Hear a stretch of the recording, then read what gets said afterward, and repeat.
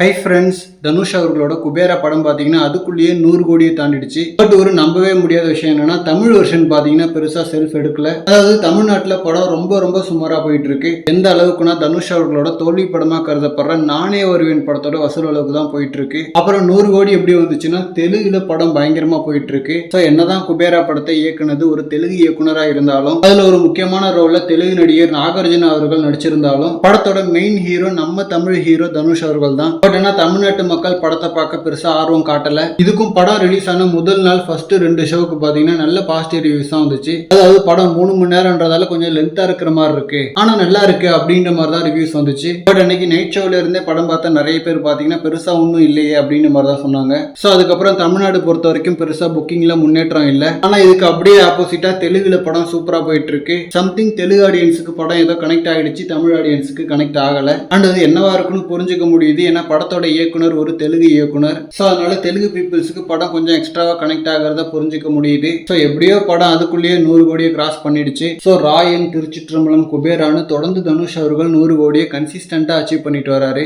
And இன்னொரு பக்கம் அதர்வா அவர்களோட டிஎன்ஏன்னு ஒரு நல்ல படமும் வந்திருக்கு. அதுவுமே புக்கிங் பாத்தீங்கன்னா ரொம்ப டீசென்டா தான் இருக்கு. பட் அந்த படையும் மிகப்பெரிய அளவுல போகல அப்படின்றதுல ஆச்சரியம் இல்லை. ஏன்னா ஆல்ரெடி நம்ம நிறைய வீடியோல பார்த்திருக்கோம், இன்றைய சூழல்ல ஒரு நல்ல படம் மட்டுமே போதாது.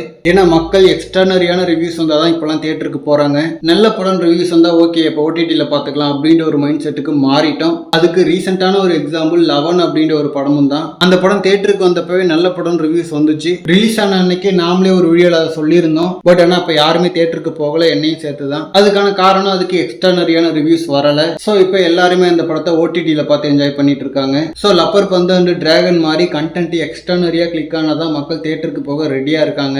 ரஜினி, தளபதி, அஜித் போன்ற பெரிய ஹீரோக்களுக்கு மட்டும்தான் படம் எப்படி இருந்தாலும் தியேட்டருக்கு போவாங்க. தென் மாமன் மாதிரி ரொம்ப ஃபேமிலி சப்ஜெக்டா இருந்தா சுமாரா இருந்தாலும் நல்லா ஓடுது. ஏன்னா ஃபேமிலி ஆடியன்ஸ் அதுக்கு போயிடுறாங்க. மற்றபடி எக்ஸ்ட்ரானரியான படங்கள் வந்தாதான் மக்கள் தியேட்டருக்கு போக ரெடியா இருக்காங்க.